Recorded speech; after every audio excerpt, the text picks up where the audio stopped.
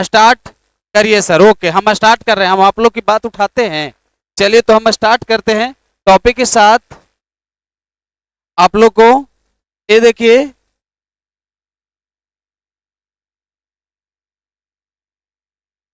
तो ये देखिए कि हम आप लोग के टॉपिक बनाए हैं यहाँ पर मशहूर और परीक्षा में आने वाला टॉपिक को हमने बताया हो। हाँ, लेट्स स्टार्ट दिस क्लास। बिल्कुल सौरभ जी, स्टार्ट कर रहे हैं।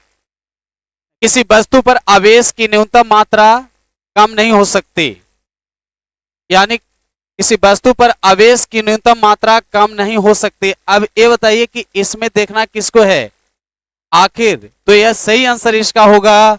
इसका सही आंसर क्या होगा वो सबको पता होना चाहिए, ए होगा, क्योंकि इलेक्ट्रॉन सबसे सूक्ष्म कण का नाम इलेक्ट्रॉन है और इलेक्ट्रॉन पर होता है 1.6 इंटू 10⁻⁻19 कूलम। आखिर इससे कम नहीं हो सकता है किसी वस्तु पर आवेश। तो किसी वस्तु पर जो आवेश होती है 1.6 इंटू 10⁻⁻19 कूलम होता है, इससे कम नहीं हो सकता है। तो पहला आंसर होता है, यानी ए का आंसर ए होता है। अगला है, एक लंबे समरूप अपशिष्ट सीधे तार से दूरी r पर विद्युत क्षेत्र की तीव्रता E1 एवं दूरी 2r पर विद्युत क्षेत्र की तीव्रता E2 है। E1 और E2 का अनुपात होगा। अब बताइए, अनुपातिक मान आप लोग से पूछ रहा है, तो अब बताइए, एक लंबे समरूप अपशिष्ट सीधे तार से,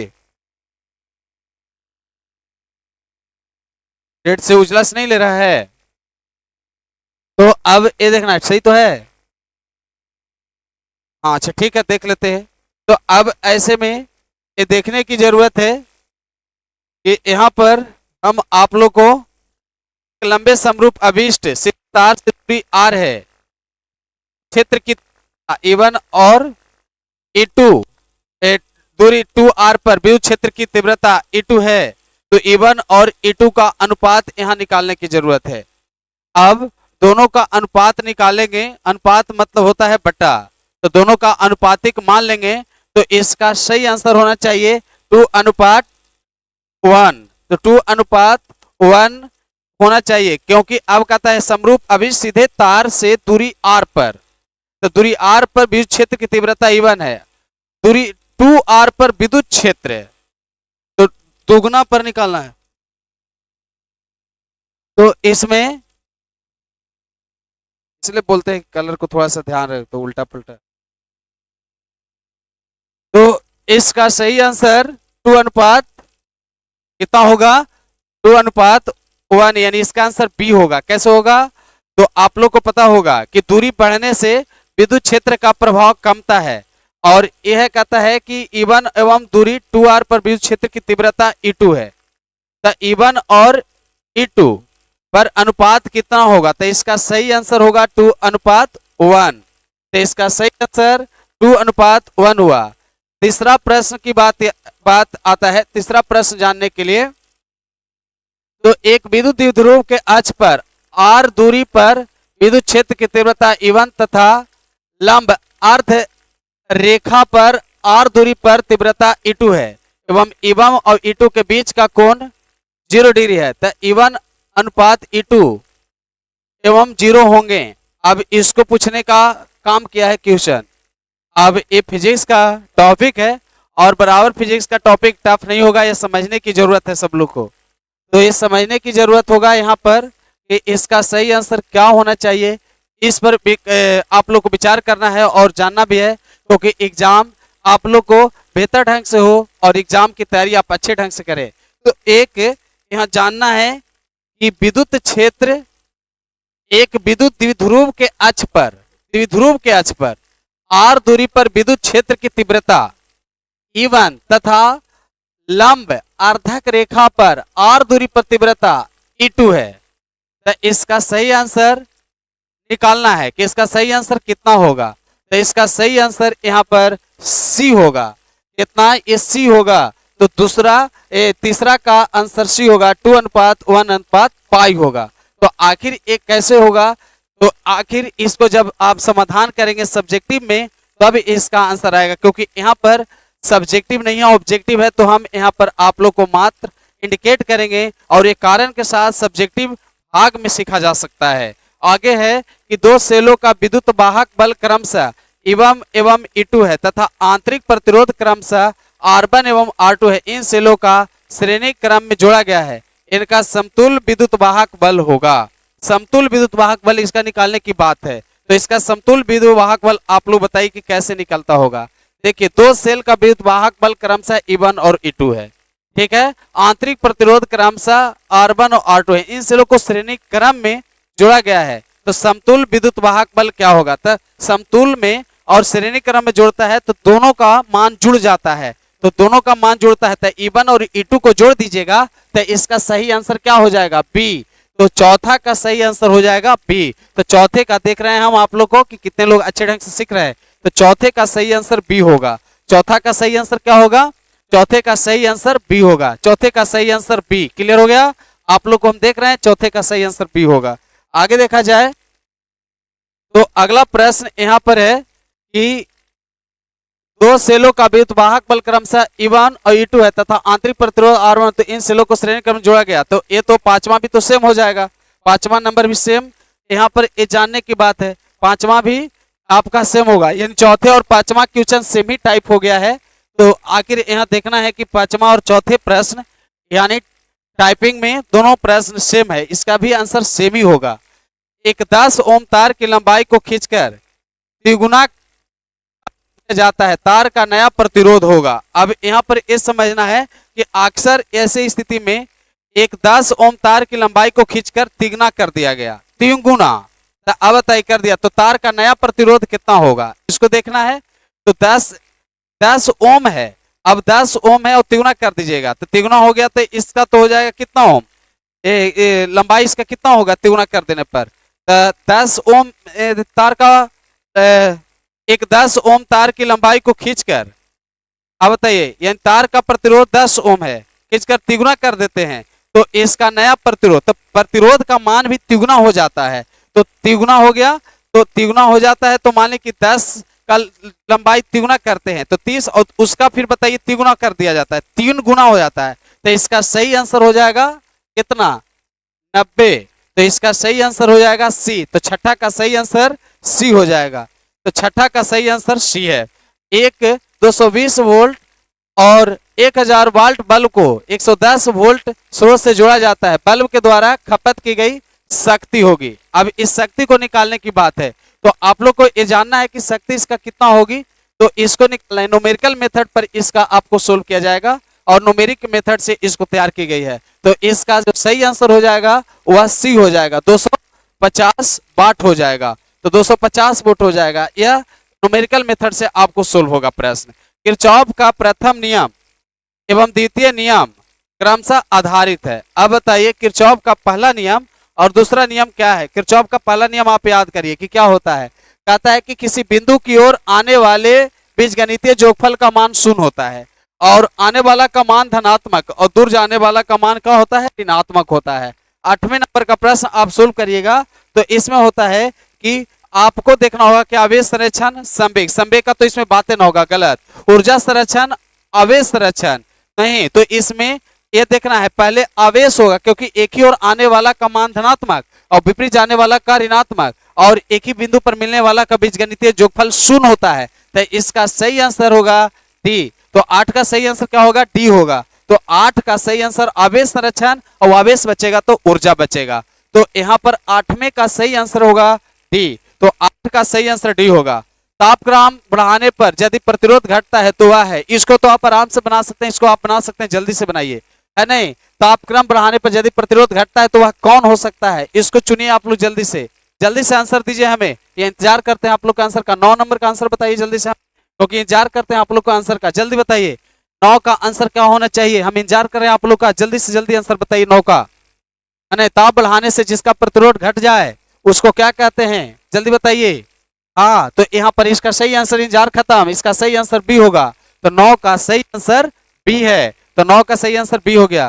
विद्युत धारा के चुंबकीय प्रभाव की खोज की थी, तो विद्युत धारा के चुंबकीय प्रभाव की खोज किसने किया? अब इसको ये देखने की बात है कि विद्युत धारा के चुंबकीय, बहुत सही बात है, सही बात है आप लोग को। तो ये देखिए आप लोग जितना भी लोग हैं वो बताइए आप लोग कि इसका सही आंसर क्या होना चाहिए? विद्युत धारा के चुंबकीय प्रभाव जल्दी बताइए। एम्पियर ने, फ्लेमिंग ने, फैराडे ने, आर्स्टेड ने। 1920 ईस्वी का समय था, जब आप सब्जेक्टिव पढ़े होंगे तो पता होगा। 1920 ईस्वी का समय था जब तो तार को खींचा गया था। तो इस प्रयोग की जानकारी कौन दिया था? आर्स्टेड ने दिया था 1920 में। तो 10 का सही आंसर बी होगा। तो 10 का सही आंसर बी होगा। आर्स्टेड नामक वैज्ञानिक ने इसकी जानकारी दिया। क्लियर हो गई? आगे प्रश्न को आप जब देखिएगा तो एक सीधे चालक में 10 एम्पियर की धारा प्रवाहित है, वह या 1.5 वेबर तीव्रता के चुंबकीय क्षेत्र से 30 डिग्री का कोण बनाते हुए रखा है, तो 1 मीटर लंबाई के चालक पर बल लगेगा। आखिर इसको भी आंसर के रूप में आपको बनाना होगा और ये बताना होगा कि इसका सही आंसर कितना होगा। तो इसका न्यूमेरिकल मेथड से है और इसका सही आंसर होगा 7.5 न्यूटन का। हालांकि इस तरह का प्रश्न जो हमने आप लोग को बनाए हैं, जनरल सा बनाए हैं, यह आपके लिए कोई इतना इंपॉर्टेंस नहीं है क्योंकि न्यूमेरिकल मेथड का है कि नहीं। लेकिन आपका सेट में है तो सेट में बनाना पड़ता है, इसलिए हमने आप लोग को बनाया है। और ऐसे वीवीआई अलग मैं कर दूंगा क्योंकि अभी प्रैक्टिस चला है, तो कई दिनों का प्रैक्टिस जब एक साथ हो जाएगा तो फिर आप लोग का फिर हम क्या करेंगे, जो काफी इंपॉर्टेंस होगा उस प्रश्नों को हम अलग से समाधान करेंगे। क्योंकि हेडक लेने की कोई जरूरत नहीं है, क्योंकि इससे आपको नहीं बनता है तो प्रैक्टिस करने की चीज है। और अभी हम बताइए सेट में, हर एक सेट में आपको एक दो न्यूमेरिकल मेथड से मिलेगा। हाँ, तो आप घबराइएगा नहीं, मैं आपके लिए तैयार कर रहा हूं हर एक टॉपिक। धारावाही वृत्तीय कुंडली के केंद्र पर उत्पन्न चुंबकीय क्षेत्र रहता है। अगला 12 नंबर को आप बनाइए, हम आप लोग को टाइम देते हैं 12 नंबर के लिए, आप जल्दी से बनाइए 12 नंबर का। धारावाही वृत्तीय कुंडली, वृत्तीय कुंडली वृत्तीय कुंडली के केंद्र पर उत्पन्न चुंबकीय क्षेत्र रहता है। अब बताइए, तो रहता है किसे? लंबवत रहता है, बाहर की ओर। तो इसका सही आंसर क्या होगा? लंबवत, यानी बाहर की ओर। तो 12 नंबर का सही आंसर बी होगा। तो 12 का सही आंसर बी होगा। और अगला जब इसको प्रश्न को हम आगे ले चलेंगे, एक समान चुंबकीय क्षेत्र उत्पन्न होता है। अब इसको देखना है कि एक समान चुंबकीय क्षेत्र उत्पन्न होता है। एक समान चुंबकीय क्षेत्र कहाँ उत्पन्न होता है, इस पर भी विचार कर लेना है। हाँ, सीधे धारावाही तार में एक समान नहीं, तो तार के सीधा धारावाही तार रहेगा तो इधर भी रहेगा इधर भी रहेगा। वृत्तीय धूप में धारा के प्रवाह से उसके केंद्र पर नहीं, बीच वाला भाग पर नहीं, बाहर की ओर होता है। वृत्तीय लूप में धारा के प्रवाह से उसकी अक्ष पर ये भी नहीं, परिनालिका के धारा के प्रवाह से उसके भीतर। हाँ, यदि ये तार है और करंट चल रहा है तो इसके अंदर, तो इसका सही आंसर 13 का होगा डी। तो 13 नंबर प्रश्न का सही आंसर होगा। आखिर क्या क्या आप लोग हैं, सब लोग जुड़े हुए हैं ना? अच्छे से जुड़े रहिएगा, है नहीं? तो 20 क्वेश्चन पढ़ लेना है आप लोग को, ज्यादा टाइम नहीं लगेगा। तो इसका सही आंसर डी होगा। चुंबक के दो ध्रुवों के बीच की दूरी को कहते हैं, आप तो इसको पहचान लेंगे। 4 में से पहचानिए 14 नंबर को, क्या इसका सही आंसर होना चाहिए, है कि नहीं?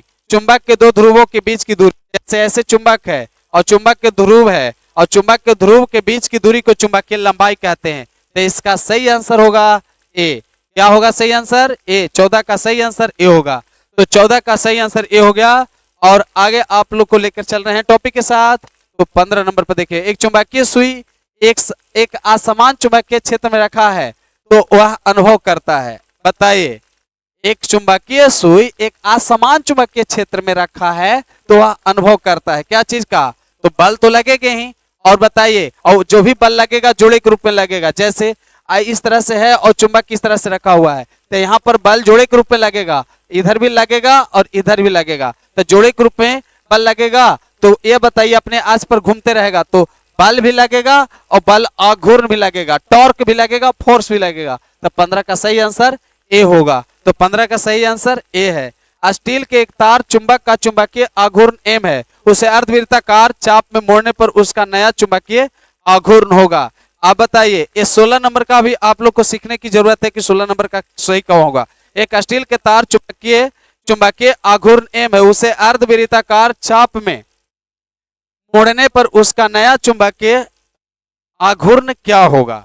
आप बताइए, चुंबकीय आघूर्ण एम है और उसे अर्धवृत्ताकार चाप में मोड़ा जाए, अर्धवृत्ताकार, तो नया चुंबकीय आघूर्ण क्या होगा? तो बटा हो जाता है बाय, यानी चुंबकीय आघूर्ण का बताइए जो उसका जो चुंबकीय आघूर्ण है वह एम है और अर्धवृत्ता, तो अर्धवृत्ता माने पर एकांक में चलते हैं तो पर माने बट्टा हो जाता है।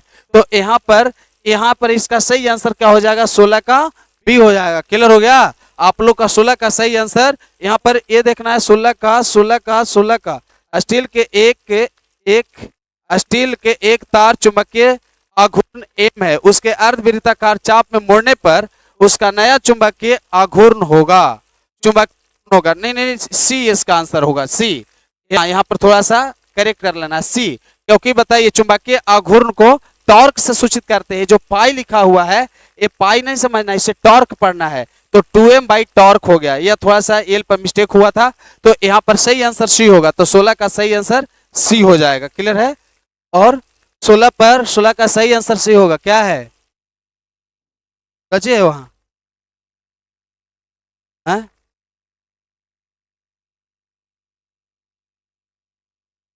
अभी कुछ नहीं। तो अब ये देखने की जरूरत है 17 नंबर। 17 नंबर संयुक्त चुंबक के चुंबकत्व का कारण उसके। अब बताइए क्या हो सकता है उसमें, आप लोग को सही सुनना है। 17 का आंसर चुनिए आप लोग जल्दी से, जितना भी है सब लोग चुनिए सही से आंसर 17 नंबर का। एक चुंबक के चुंबकत्व का कारण क्या हो सकता है? अंतरिक्ष किरणें गलत, पृथ्वी के अंदर गलत, पृथ्वी नहीं। तो पहला आंसर यानी 17 का पहला, कुछ अनुमान पर भी आप लोग को सही हो सकता है, इसलिए यानी 17 का सही आंसर क्या होगा? 17 का सही आंसर ए होगा। क्लियर हो गया आप लोग को? तो 17 का सही आंसर ए होगा। अस्थाई चुंबक के लिए किसे छोटा होना चाहिए? तो अस्थाई चुंबक के लिए किसे छोटा होना चाहिए? अब इसको भी चुनना है आप लोग को, जल्दी जल्दी चुनिए और बताइए। 18 का सही आंसर क्या होना चाहिए, इस पर भी आप लोग को जानना है कि नहीं? तो इसमें अब अस्थाई चुंबक के लिए किसे छोटा होना चाहिए? धारणशीलता, निग्रहणता, ए तथा बी, इनमें से कोई नहीं। अस्थाई चुंबक के लिए किसे छोटा होना चाहिए, इसको चुनना है। हाँ, अस्थाई चुंबक के लिए इसका ध्रुव का मान छोटा होना चाहिए, जो इसमें कोई नहीं है, तो इसलिए सही आंसर इसका डी होगा। तो 18 का सही आंसर डी होगा। 18 का सही आंसर डी होगा। यदि चुंबकीय प्रवृत्ति का मान इतना है तो उसके सापेक्ष चुंबकशीलता होगी।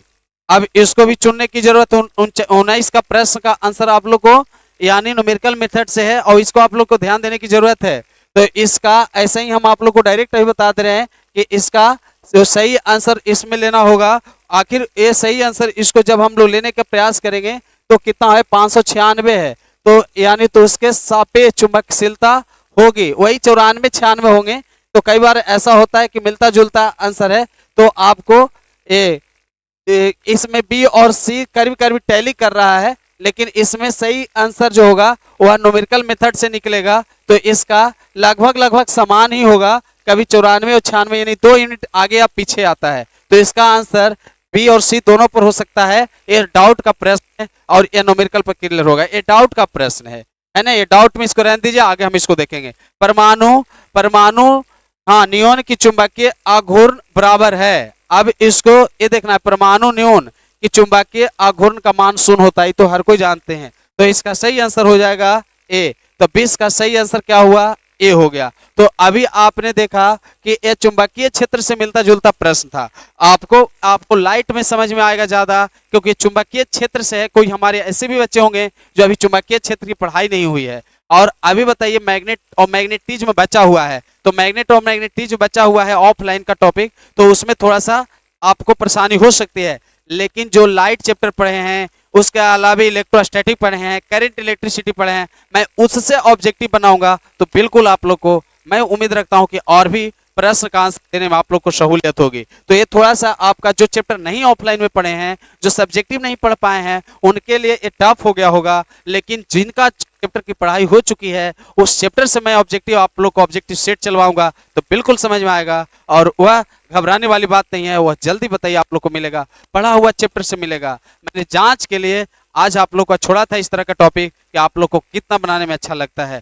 इसलिए अगला जो टॉपिक होगा वह रियली में आसान होगा और एग्जाम से जुड़ा हुआ रहेगा। यह आपको अपडेट करने के लिए और थोड़ा सा आप लोग को मेहनत करने के लिए मैंने टफ भाग में जोड़ा है, क्योंकि ताकि आप लोग को लगे कि ब्राह्मी परीक्षा इतना आसान नहीं है। ब्राह्मी का परीक्षा बिल्कुल टफ है, हमें पढ़ना अनिवार्य है।